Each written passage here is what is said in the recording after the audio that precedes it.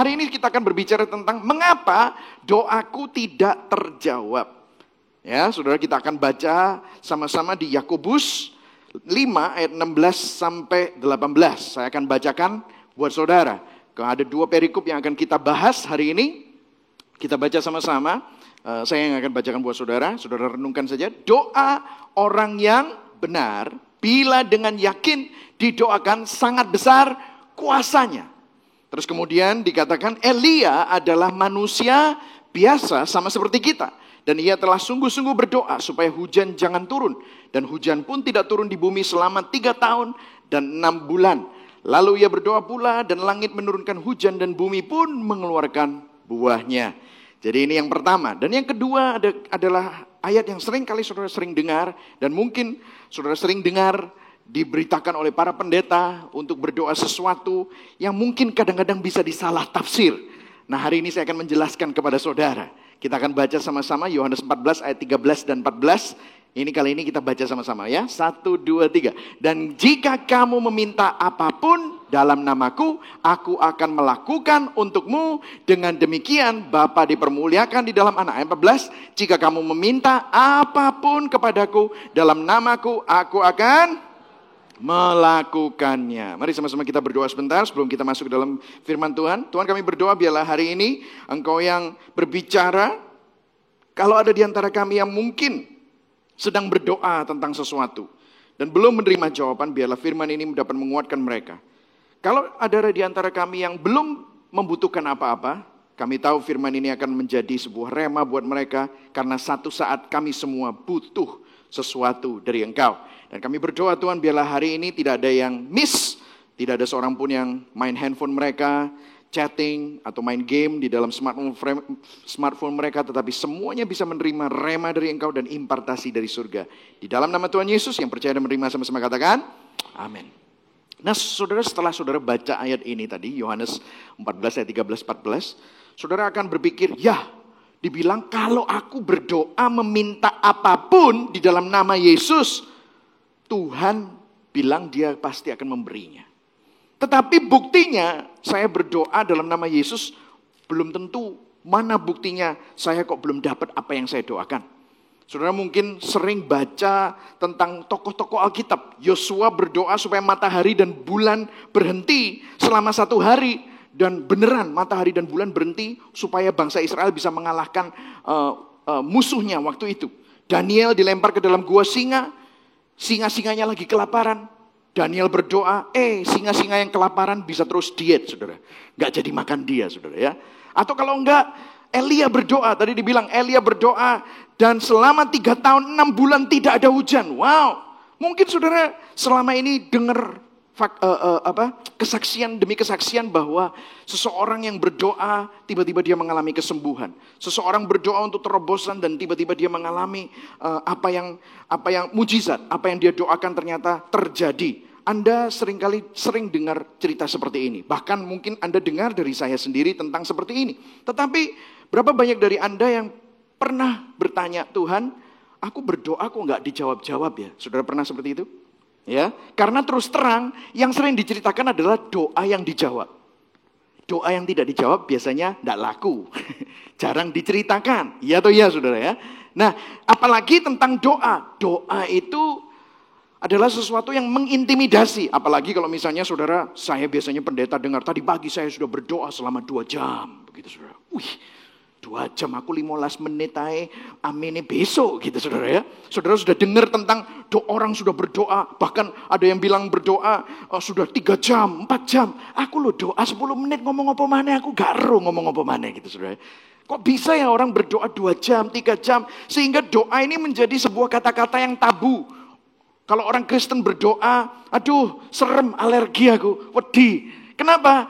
Karena doa ini mengintimidasi. Saya doa 5 menit, 10 menit aja wis bosen. Gimana kok bisa orang doa 2 jam? Apalagi terus ngomong, Tuhan ngomong. Waduh, saudara, kapan Tuhan pernah ngomong sama aku? Halo? Saudara pernah seperti itu? Sepertinya Tuhan itu, kok sepertinya ada orang yang bergaul akrab dengan Tuhan. Sedangkan saya kok kayaknya angele sih, gitu saudara ya.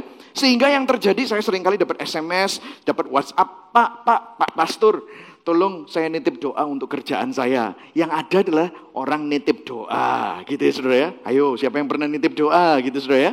Itu yang laku. Dan bahkan kalau saudara pergi ke gereja-gereja, biasanya orang-orang yang ambil pelayanan di dalam bagian doa syafaat adalah orang-orang yang ibu-ibu dan lanjut usia.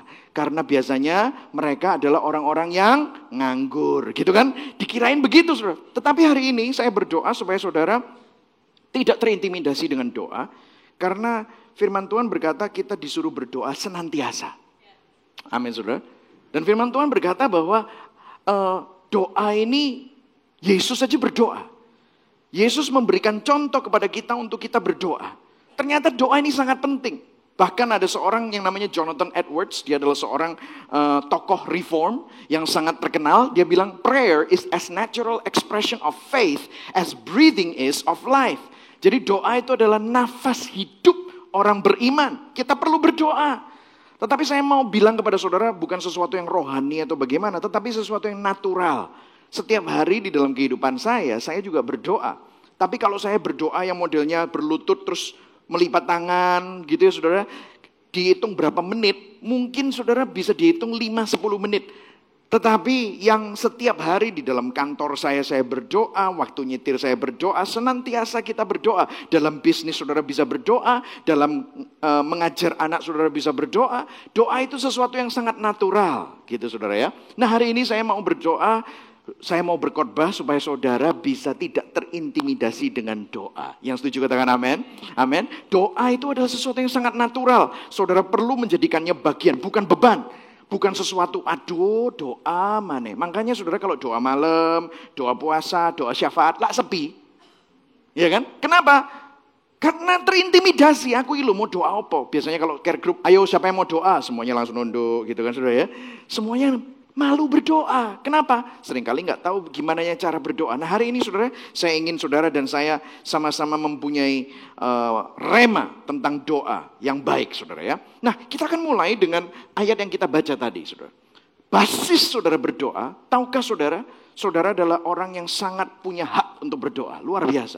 Firman Tuhan berkata begini. Yakobus 5 ayat 16-18 kita baca sama-sama.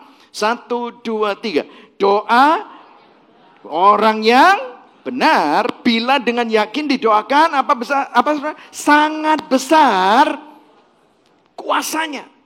Doa orang yang benar bila dengan yakin didoakan sangat besar kuasanya. Ternyata doa yang yakin didoakan tidak cukup.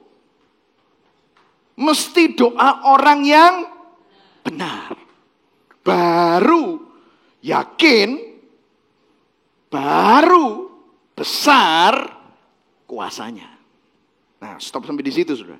Biasanya kalau sudah sampai di sini, saudara sering dengar bahwa makanya kalau mau doamu didengar, kamu mesti benar dulu, ya kan?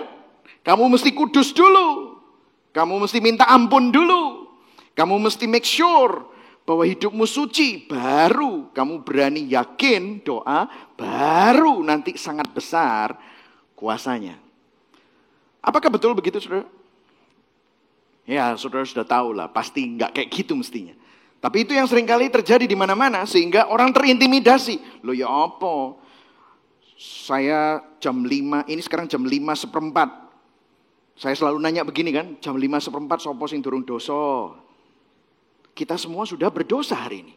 Berarti kita tidak termasuk dong, tidak qualified untuk berdoa seperti orang yang benar. Karena kita semua sudah jatuh di dalam dosa. Gimana kita jadi orang benar? Masih yakin didoakan, apakah ada kuasanya?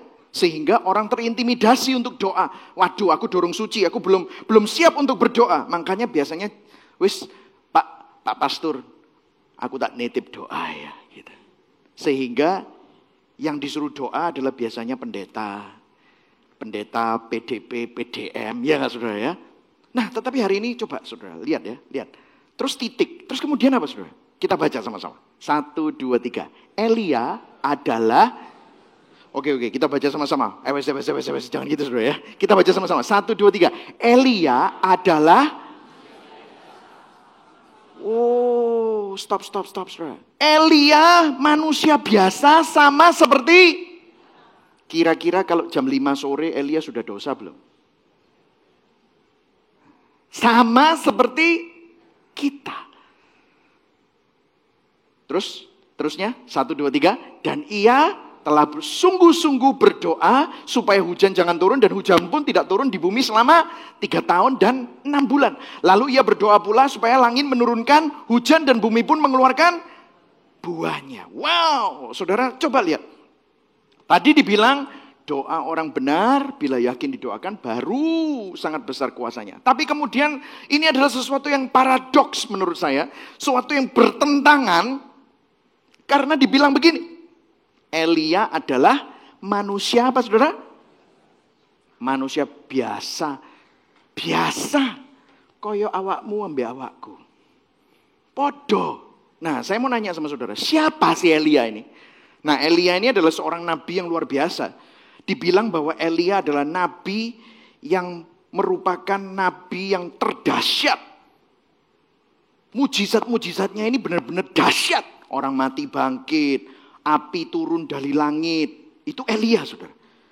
Dia lagi lari di padang gurun, yang ngasih makan dia itu burung. Dia lagi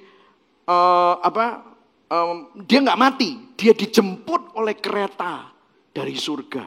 Wih, Elia ini dahsyat. Tetapi dibilang bahwa Elia itu apa saudara? Manusia biasa. Ini sebuah paradoks. Baru dibilang doa orang benar besar kuasanya. Terus kalimat berikutnya adalah Elia adalah manusia biasa. Sama seperti saudara dan seperti Elia masih jatuh dalam dosa. Elia masih gak sempurna. Elia sempurna gak? Enggak. Nah, doa orang benar besar kuasanya. Saya mau kasih sesuatu kebenaran buat saudara dan saya seperti minggu lalu. Mengapa hal buruk terjadi sama orang baik? Itu adalah pertanyaan yang salah karena tidak ada orang baik. Hari ini saya mau kasih kepada saudara, tidak ada orang benar. Ayo kita baca yuk sama-sama 1, 2, 3. Tidak ada orang. Katakan pada kanan kirimu, kamu itu ya bukan orang benar mestinya. Nah, amin. Kamu itu bukan orang benar. Yang ngomong di sini bukan orang benar mestinya. Lihat Roma 3 ayat 10. Kita baca sama-sama. 1, 2, 3. Tidak ada orang benar. Seorang pun tidak ada. Saudara, yang dimaksudkan adalah doa orang benar besar kuasanya itu bukan tentang perbuatan manusia. Tetapi tentang kebenaran yang berasal dari Tuhan. Kebenaran itu bukan kesempurnaan dari perbuatannya. Kebenaran itu posisi. Bilang sama-sama, kebenaran itu posisi. Misalnya, saya kasih tahu, saya sama Novi. Kalau kita berantem, misalnya saya tersinggung sama kata-katanya dia. Saya enggak mau. Wah, males ngomong, males. Aku kudu ngamuk, aku mangkel, sakit hati. Gitu. Sakitnya tuh di sini, gitu saudara. Aduh, gitu loh. Tapi, apakah mengubah dia istri saya dan saya suami dia? Tidak, saudara. Amin. Jadi lihat, ada ayatnya, saudara. Ada ayatnya ya. Kita ngomongin kebenaran. Tidak ada orang benar. Memang tidak ada orang benar. Tetapi ini loh kebenarannya. Lihat. Roma 4 ayat 2-8 kita baca sama-sama. 1, 2, 3. Sebab jikalau Abraham dibenarkan karena, maka ia beroleh dasar untuk. Stop dulu, saudara. Berapa banyak saudara pernah ketemu sama pendoa syafaat sombongnya setengah mati? Karena kalau begini. Kalau misalnya saudara berpikir, aku ini berdoa terus doaku dijawab gara-gara aku kudus. Saudara bisa bermegah. Lah iya, doaku dirungokno ambek Tuhan. Soalnya apa? Aku kudus. Mereka lupa bahwa kebenaran mereka itu bukan dari diri mereka sendiri. Tetapi kebenaran mereka itu dari Tuhan. Lihat. Tetapi, lihat, baca saudara. Baca sama-sama. 1, 2, 3. Tetapi tidak di hadapan. Sebab apakah dikatakan nas kitab suci? Baca sama-sama. 1, 2, 3. Lalu percayalah Abraham kepada Tuhan. Dan Tuhan memperhitungkan hal itu kepadanya sebagai. Wah, berikan tepuk tangan buat Tuhan. Kalau Tuhan memberikan kebenaran. Itu bukan kebenarannya Abraham. Abraham percaya. Ini zamannya belum ada Yesus loh. Abraham percaya dan Tuhan memperhitungkan hal itu kepadanya sebagai kebenaran. Abraham itu kalau saudara selidiki, saya pernah khotbah ini, Abraham itu waduh dosanya banyak. Bohong, berzina, macam-macam saudara. Bohongnya beberapa kali, meragukan Tuhan, bolak-balik. Tetapi Abraham percaya dan Tuhan memperhitungkan hal itu kepadanya sebagai kebenaran. Inilah yang namanya kasih karunia. Kamu gak layak terima tapi Tuhan kasih kepada kamu. Terusnya saudara. Terusnya. Kalau ada orang yang bekerja, upahnya tidak diperhitungkan sebagai hadiah, tetapi sebagai haknya. Tetapi kalau ada orang yang tidak bekerja, namun percaya kepada Dia yang membenarkan orang durhaka, imannya, ayo baca sama-sama, imannya diperhitungkan menjadi kebenaran. Seperti juga Daud menyebut berbahagia orang yang dibenarkan Allah, bukan berdasarkan, ayo baca sama-sama yang tanda kutip 1, 2, 3. Berbahagialah orang yang diampuni pelanggaran-pelanggarannya dan yang ditutupi dosa-dosanya. Berbahagialah manusia yang kesalahannya tidak diperhitungkan Tuhan. Oh, berikan tepuk tangan, ini adalah kabar baik, amin saudara. Wow. Orang kalau kerja, dia dapat upah, itu bukan hadiah. Kalau kamu bisa memproduksikan kebenaran, terus kamu dapat anugerah Tuhan, itu bukan anugerah.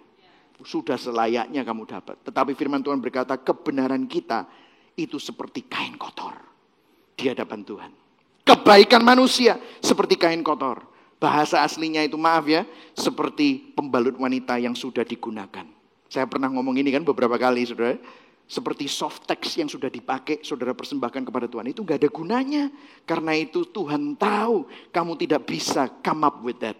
Tuhan tahu kamu tidak bisa mempersembahkannya. Karena itu sama Tuhan dikasih kebenaran.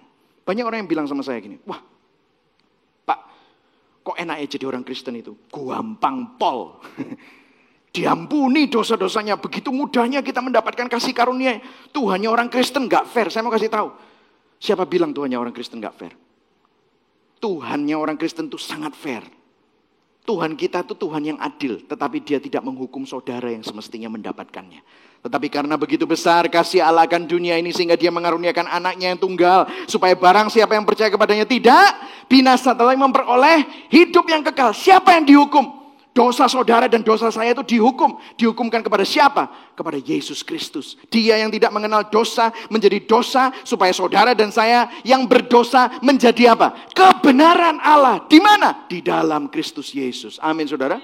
Karena itu saudara dan saya ini bukan gampang-gampangan saudara. Dosamu, dosa saya itu sudah dihukum. Di mana? Di atas salib Kristus. Kristus yang menanggungnya. Segala penyakit saudara, semua yang saudara mestinya tanggung, itu sudah ditanggung di atas salib. Amin saudara. Karena itu hari ini saudara bisa berkata, siapa? Saudara ini siapa? Saya orang benar. Di mana? Di dalam Yesus. Siapa saudara? Katakan, saya orang benar di dalam Yesus. Amin.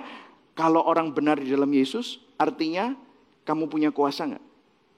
Amin. Saudara punya kuasa, katakan saya orang benar di dalam Kristus. Amin. Katakan pada kanan kirimu, kamu orang benar. Kalau kamu punya Yesus, kamu orang benar. Amin saudara. Berikan tepuk tangan sekali lagi buat Tuhan Yesus. Amin. Ini kabar baik. Ini adalah basis kita bisa berdoa kepada Tuhan. Makanya dibilang, firman Tuhan bilang, kamu datang kepada tahta kasih karunia dengan penuh keberanian.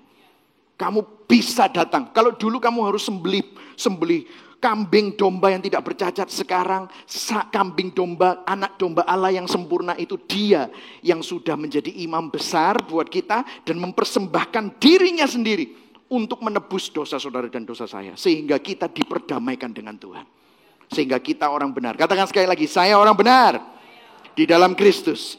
Amin saudara. Wow, ini basis. Nah sekarang saudara sudah sadar akan hal itu. Nah sekarang pertanyaannya masih sama. Loh, mengapa doaku gak dijawab? Halo, ya kan? Loh, aku kan orang benar. Oke, aku setuju pastor. Aku sudah percaya Yesus. Lah kenapa kok doaku kok tidak dijawab? Ya kan? Nah ini tadi baru intronya, sekarang baru masuk khotbahnya saudara. Oke, nah tadi kita baca firman Tuhan yang itu loh tadi loh. Yohanes 14 ayat 13-14. Dan jika kamu minta apapun dalam namaku, aku akan melakukannya untukmu. Dengan demikian Bapa dipermuliakan di dalam Anak. Jika kamu meminta apapun kepadaku dalam namaku, aku akan melakukannya. Disinilah banyak orang salah tafsir. Disinilah orang minta kapal pesiar. Apalagi Rolls Royce, Ferrari, Lamborghini, gitu ya saudara ya. Ya, loh kok aku gak ento-ento ya? Saudara kelilingi 7 kali gitu saudara. Lah ambruk saudara, itulah Yeriko gitu ya. Tuhan yang nyuruh untuk melakukan itu saudara ya. Lah tapi kan banyak kan saudara ngeliling-ngelilingi, ayo kita kelilingi dalam nama Yesus, dalam nama Yesus. Waduh cilaka saudara. Ini semua salah tafsir. Mereka pikir kita bisa minta apa saja, minta mobil mewah, kapal pesiar, kita minta gedung bertingkat pencakar langit, apapun yang mereka minta, name it and claim it. Itu teologi kemakmuran saudara. Tapi hari ini saya mau bawa saudara supaya saudara ngerti konteksnya saudara. Nah konteksnya coba kita lihat pelan-pelan, hati-hati bacanya ya. Dibilang, jika kamu meminta apapun di dalam namaku, aku akan melakukannya untukmu. Dengan demikian, Bapa dipermuliakan di dalam Anak. By the way, kalau saudara bingung ayat 13-14, gampang kok. Datanglah bacaan ayat yang ke-12. Ayat 12-nya bilang begini saudara. Ayat 12-nya berkata gini, ayo baca, 1, 2, 3. Yakinlah barang siapa percaya kepadaku, ia akan melakukan pekerjaan-pekerjaan yang kulakukan. Bahkan dia akan melakukan pekerjaan-pekerjaan yang lebih besar daripada yang kulakukan sebab aku pergi kepada Bapa. Oh, konteksnya adalah pekerjaan yang Yesus lakukan. Di dalam konteks apa yang Yesus lakukan, kamu minta apa saja, pasti Tuhan akan melakukannya untuk kamu. Lah, pekerjaan Yesus itu apa sih? Nah, pekerjaan Yesus Lukas 19 ayat 10. Anak manusia datang untuk mencari dan menyelamatkan yang hilang. Penginjilan. Pasti Tuhan melakukan. Apa yang kamu minta, pasti Tuhan lakukan. Dibilang begini, sama seperti anak manusia datang bukan untuk dilayani, melainkan untuk melayani. Dalam konteks apa? Pelayanan, melayani. Itu pasti akan dilakukan oleh Tuhan. Amin saudara. Jadi kalau dalam hal seperti itu, oh man, kalau saya pergi misi, saya melihat mujizat paling banyak saat saya melakukan penginjilan. Amin saudara. Karena itu saya gak pernah takut. Kalau orang nginjili, saya langsung paling berani. Kenapa? Karena disitulah Tuhan, kita minta apa saja tentang penginjilan, supaya Injil dapat diberitakan, pasti Tuhan akan lakukan. Amin saudara. Jadi yang terjadi adalah bukan tentang hal ini. Jawabannya adalah konteksnya berbeda. Nah, kalau saudara bertanya, lah terus apa dong pastor sebabnya? Kok aku gak bisa dapat apa yang aku lakukan? Jangan-jangan ini mungkin karena motivasi kita salah. Amin saudara. Mungkin karena kita mau punya motivasi yang salah. Nih firmannya nih, ada firmannya. Yakobus 4 ayat 2-3. Saudara mau? Kita belajar sama-sama. Kamu mengingini sesuatu, tetapi kamu tidak memperolehnya. Lalu kamu membunuh. Kamu iri hati, tetapi kamu tidak mencapai tujuanmu. Lalu kamu bertengkar dan kamu berkelahi. Kamu tidak memperoleh apa-apa karena kamu tidak. Banyak orang tidak memperoleh apa-apa, minta yang enggak. Sing dilakukan nitip-nitip doa gitu saudara ya. No, kita perlu berdoa. Lah terus aku sudah berdoa loh pastor. Atau lihat. Kita baca sama-sama yang keras 1, 2, 3. Atau kamu berdoa juga tetapi kamu tidak menerima apa-apa. Karena apa saudara? Kamu salah berdoa sebab yang kamu minta itu hendak kamu habiskan. Oh, untuk memuaskan hawa nafsu. Motivasinya salah saudara. Halo? Ya saudara? Saya terakhir baru dari vakansi sama anak-anak saya. Saya ngelihat itu anak-anak saya kadang-kadang kalau iri-irian gitu ya saudara ya. Terus satu hari Jet itu makan potato chips. Terus Jane itu di sebelahnya ngeliatin gitu. Gak dibageni tapi diliatin gitu ya saudara. Terus gede Jane datang. Terus tanya sama saya, Dad, kenapa kok si Jet bisa makan potato chips? Loh ya enggak tahu. Dia kan makan gitu. Terus dia tanya, potato chips enak enggak? Bulet aja gitu. Kenapa? Kamu kepingin potato chips gitu ya? Ya dia, ya gitu saudara ya. Gitu aja loh, enggak mau minta bulet gitu saudara ya. Saya bilang enggak bisa, nanti kamu batuk. Karena kamu kurang tidur, kita sudah pergi, nanti kamu batuk, sakit tenggorokan, demam. Kamu udah, terus habis itu nangis gitu kan. Pergi ke mamanya. Mamanya juga sama, setuju dengan saya. Untungnya kita orang tua yang baik. Orang tua yang baik itu harus setuju satu dengan yang lain. Jangan habis itu pergi mamanya, ya wis. Malah diberi potato chips yang lebih gede gitu saudara. Itu repot saudara ya. Nggak boleh begitu saudara. Dua-dua setuju. Akhirnya dia, nah gini loh saudara. Saya kasih contoh. Tuhan kami berdoa untuk Alphard. Waduh, ngapain Alphard? Untuk bawa jiwa-jiwa ke gereja. Misalnya gitu saudara ya. Misalnya gitu. Apa iyo temen kamu itu mau bawa jiwa-jiwa ke gereja naik Alphard saudara. Yang benar saudara. Yang benar. Tapi kan Tuhan tahu hati kita. Nanti kalau punya Alphard, bukan bawa jiwa-jiwa, malah kia-kia terus saudara kemana-mana, gak jadi ke gereja. Iya atau ya? Itu yang sering terjadi dalam kehidupan kita. Atau kalau enggak, Tuhan kasih aku tender supaya tender ini goal berapa M, berapa belas M. Aduh Tuhan, nanti saudara, Tuhan nanti aku tak nyumbang, tak beli no tanah itu panti asuhan, tak beli no tanah itu gereja saudara. Tapi Tuhan tahu hati kita. Nanti kalau sudah goal, lali, sing dituku sing enggak. Ya, halo. Kamu salah berdoa sebab yang kamu minta itu hendak kamu habiskan untuk memuaskan hawa nafsumu. Jadi seringkali ini yang terjadi saudara. Seringkali kita ini kadang-kadang salah kaprah. Kita pikir, kita minta, Tuhan itu saudara pikir bisa dibohongi dengan macam-macam. Kayak misalnya, waktu kita berdoa, apa yang terjadi saat kita berdoa, saudara? Mengapa kita berdoa? Apa yang terjadi saat kita berdoa? Ini sesuatu yang luar biasa, saudara. Saudara perlu tahu apa yang terjadi saat kita berdoa. Oke? Kita akan baca sama-sama di Roma 8 ayat 26 sampai 27. Ini adalah ayat sebelum Roma 8 ayat 28, yaitu Allah turut bekerja di dalam segala sesuatu untuk mendatangkan kebaikan. Oke? Kita baca sama-sama. Lihat.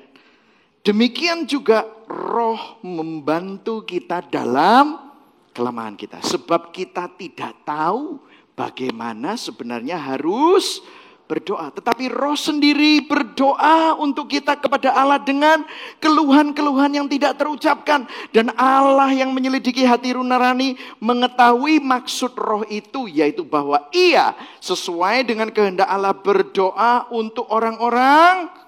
Saudara, begini saudara. Waktu saudara berdoa, saudara sering kita ini lupa kalau saudara berdoa itu perlu berdoa sesuai dengan kehendak Allah. Yang setuju katakan amin. Ya, kita kalau berdoa, kita perlu berdoa sesuai dengan kehendak Allah. Nah, waktu saudara berdoa, kalau saudara tidak tahu kehendak Allah, firman Tuhan berdoalah. Kalau kamu khawatir, berdoalah. Ucapkan syukur. Supaya apa? Supaya hatimu diselaraskan dengan hati Tuhan. Jangan berpikir kebalikannya saudara. Kita sering berpikir kita berdoa dengan kata-kata yang muluk-muluk, dengan kata-kata yang melas-melas supaya Tuhan itu bergerak untuk kita. Saudara salah. Karena Tuhan itu bukan jongos kita. Tuhan itu berdaulat di atas segala-galanya. Yang setuju katakan amin. Ini teologi yang benar saudara. Saya sudah sampai selidiki bagaimana kuter-uter sampai ke bapak-bapak gereja kita. Saya dulu berpikir bahwa saya ini yang gara-gara doaku Tuhan itu bergerak. No. Saya masih ingat ceritanya Ibu Meti waktu dia berdoa untuk Darmopak. Di situ begitu banyak narkoba dan begitu banyak pesta-pesta yang tidak benar saudara di sana. Dan ada pembunuhan-pembunuhan. Dan tiba-tiba ada sebuah dorongan untuk dia berdoa dengan begitu luar biasanya. Dan mereka berdoa, dia kepingin ke sana diurapi minyak tapi tidak berani. Jadi dari atas lantai 3 dia berdoa sama beberapa pendoa dengan sebuah dorongan yang kuat, dipatahkan segala roh-rohnya. Saudara tahu kenapa kok dia punya dorongan seperti itu? Saya percaya dorongan itu bukan dari dirinya sendiri, tetapi dari Roh Kudus yang ada di dalam dia, sehingga dia berdoa sesuai dengan kehendak Tuhan, sehingga hati hatinya Bu Meti yang selaras dengan Tuhan, maka doanya sepertinya sangat manjur. Yang setuju katakan amin. Jadi kalau ada jawaban doa yang terjadi, itu bukan orang itu sakti, bukan. Tetapi orang itu selaras dengan kehendak Tuhan. Yang setuju katakan amin. Amin. Sehingga waktu saudara selaras dengan kehendak Tuhan, maka apa saja yang kamu minta, tiba-tiba terjadi. Amin saudara. Karena hati saudara sudah sesuai dengan hati Tuhan. Siapa yang membantu? Roh Kudus yang di dalam hati kita. Jadi sebegini dulu saudara. Waktu kita berdoa, hati kita diselaraskan dengan hati Tuhan. Amin saudara. Ini sesuatu yang luar biasa. Karena itu kalau saudara bingung kehendak Tuhan, berdoa. Kalau saudara bingung, misalnya ada bisnis. Ini saya sering nih ngomong sama banyak orang-orang bisnis nih terakhir-terakhir. Orang-orang yang seumuran saya, teman-teman saya, semuanya ngomong, bro, ini apa bro? Ada 4 option. Yang ini cuan, yang ini profit. Semuanya kelihatannya bagus. Belum tentu loh, yang kelihatannya profitnya paling besar, itu kehendak Tuhan. Amin saudara. Ada orang yang karena serakah, yos aku ngambil yang itu. Ternyata di sana ujungnya tambah banyak suka duka. Ada yang kelihatannya nggak begitu profitable saat ini. Tetapi karena itu kehendak Tuhan. Tiba-tiba di sana ada berkat yang luar biasa di balik semuanya itu. Yang setuju katakan amin. Karena itu adalah kehendak Tuhan. Kadang-kadang keserakahan kita itu yang memimpin kita. Bukan kehendak Tuhan. Amin saudara. Karena itu kita perlu berdoa. Waktu saudara berdoa, biarlah saudara doanya bukan Tuhan. Maunya saudara yang mana? Berkatono yang ini saudara. Ini berkatono. Bukan. Tapi Tuhan, saudara berdoa, Tuhan aku mau yang mana yang kehendakmu. Amin saudara.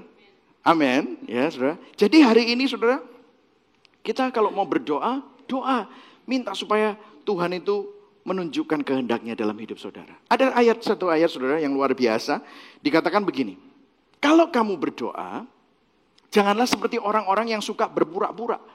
Mereka suka berdoa sambil berdiri di rumah ibadat, di simpang jalan supaya dilihat orang. Ingatlah, itulah upah yang mereka sudah terima. Ayo kita baca sama-sama, tetapi 1, 2, 3.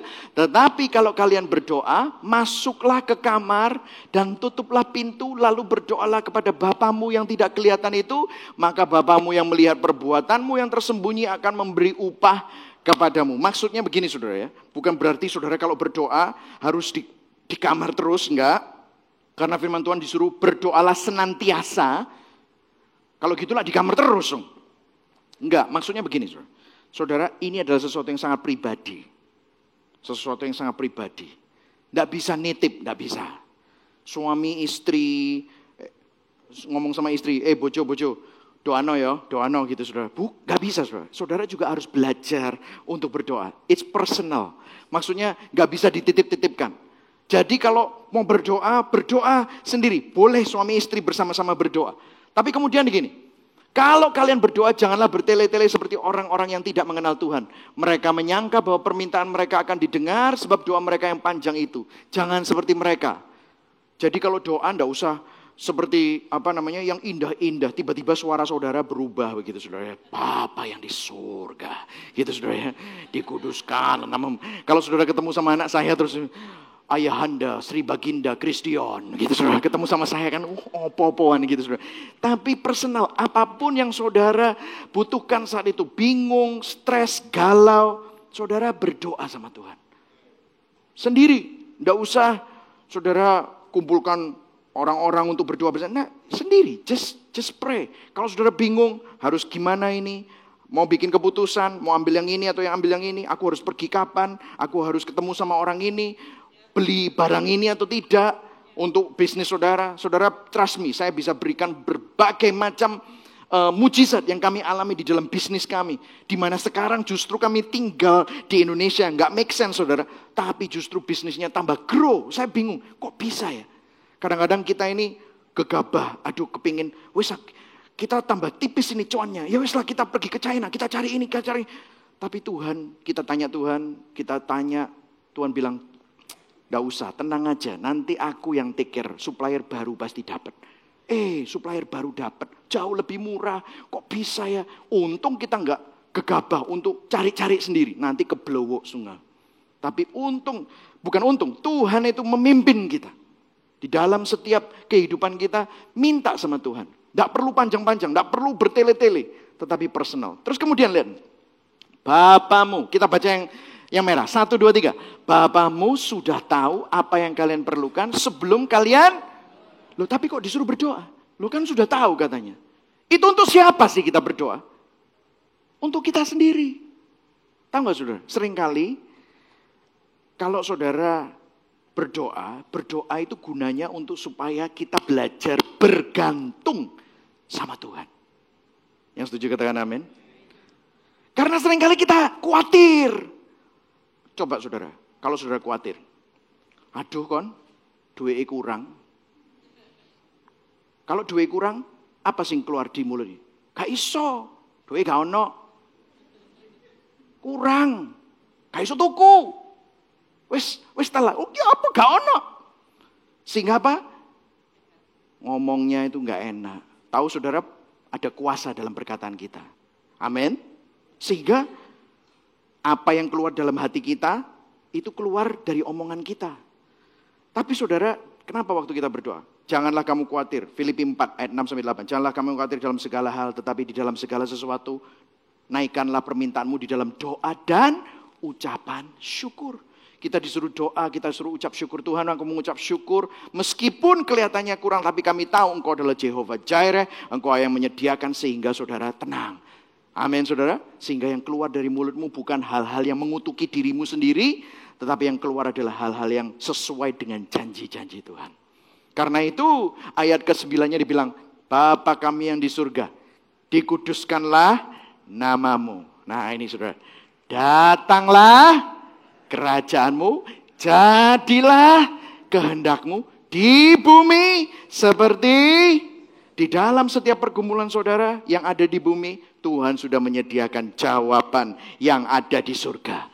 Kita perlu berdoa, deklarasikan dengan iman. Datanglah kerajaanmu. Ayo kita sama-sama katakan 1, 2, 3. Datanglah kerajaanmu, jadilah kehendakmu di bumi seperti di surga. Amin saudara. Jadilah kehendakmu di bumi seperti di surga. Di dalam keluargaku, jadilah kehendakmu. Datanglah kerajaanmu, jadilah kehendakmu. Kerajaan Allah itu apa sih? Kerajaan Allah itu di mana Yesus yang menjadi bertahta di atas segala-galanya. Kalau Yesus bertahta ada penyakit enggak? Enggak ada. Kalau Yesus bertahta ada kebangkrutan enggak? Enggak ada. Amin saudara. Meskipun saudara mengalami